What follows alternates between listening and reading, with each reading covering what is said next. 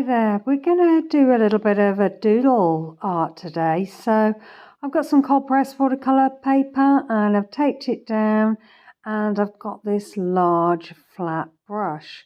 I'm using Kuretake paints today and I'm just liberally putting that paint on wherever I feel, not really worrying about it. I've got three colours here, this vibrant red, green, and then this sobering kind of yellow colour. So the paint is really wet and I just thought it'd be fun to just lift it up, the board that's my paper's on, and just see the paint sort of like go its own way. I've waited for the paint to dry and I've got a selection of pens. I'm just going to utilise the shapes that are on the page. So I can see there's like this mushroom piece here, and I thought, well, I'll outline that, do some squiggly little lines and see what that looks like.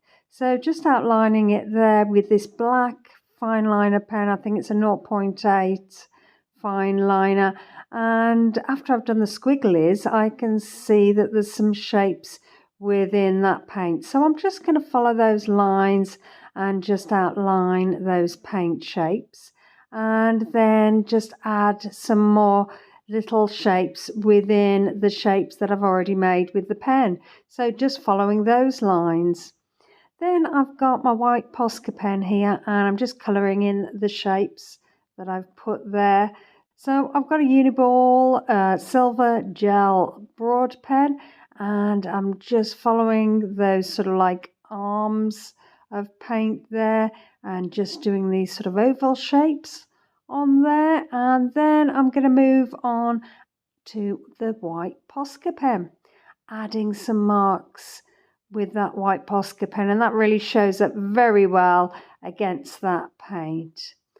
So just completing there down these arms, and then I've got my black fine liner again and I'm just putting these little fine lines within those silver and white marks that I made earlier, just because I thought it'd be fun and I think it gives a nice effect. So going to put that in all of those little shapes that I've already done there, using the gold Uniball broad pen here and just doing some shapes, sort of like chain linkage, just round that paint that you can see there, and then in this funny little shape that's on the right, and then just adding some marks with this gold. I love the gold. I think it's a really lush colour and I really enjoy using the metallic paint pens. So just bringing that linkage round, and then I've got my white Posca pen again and outlining the shapes that are already there. So I'm just going with the flow. It's just a matter of layering up and just doing one thing and then moving on to doing something else. There's no plan with this at all. I'm just filling in and then thinking, what shall I do now? And following really the shapes that are already there, whether it be by the paint shapes, or by the pen marks that I'm putting down here. So adding some little dots there in those gold marks just to make it pop a little bit of contrast always is good, so that you get that kind of pop kind of look going on. And then I'm just adding these little boxes inside those gold boxes there, again just to give it a little bit of that pop kind of colour. So really easy to do, as you can see, as you saw earlier. Just pop your paint on any old how, see what marks are left by that paint, and then utilise those marks. Use them to your advantage and just go with the flow. It's a real freeing kind of feeling when you just let go to it and just follow the marks that are already there. And then once you've got some marks down, then you can follow the marks that you put down and just add some little shapes and marks and see where that leads you. It's a bit like an exploration. You don't know where you're going to end up, but you're just enjoying your time doing it. So I've got the silver pen here and adding these silver little marks there, turning it around. I've got it on a board so I can actually move it around to my advantage and get it in a comfortable place for my hand to be able to put these marks down. And then again, using that black fine liner, just outlining some of the marks I've already made to make those shapes sort of pop.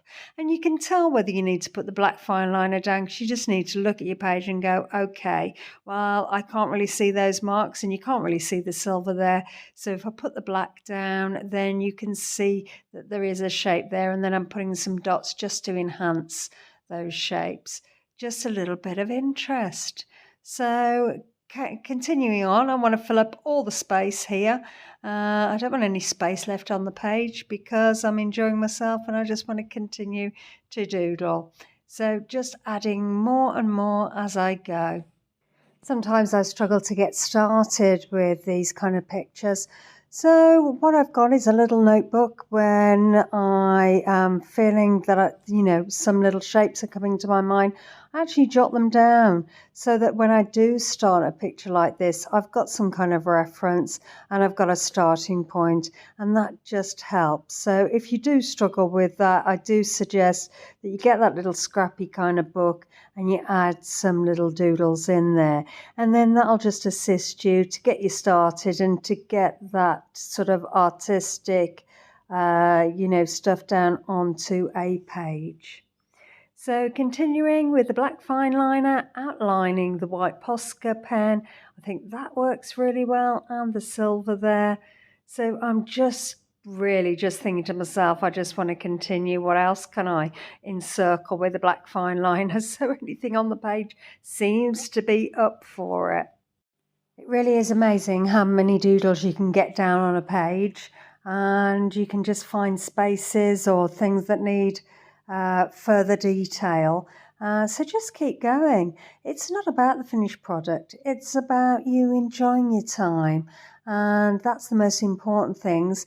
And what you usually find is that the ones you were thinking are not going well, when you actually finish the page, you actually really, really like them. So I wouldn't worry about it. This is just about mindfulness and just centralizing your emotions in one place. So you'll sort of know when you're coming to the end, because you will feel it. You'll feel that you've had enough, and that's that, and you feel as though you've done enough. So when you get to that space in your mind, then that's the time to stop. Don't continue. If you feel as though it's an unfinished project, you can always go back to it. So peeling off the tape here, I've warmed up the tape with a hairdryer, and you can see the lovely detail here.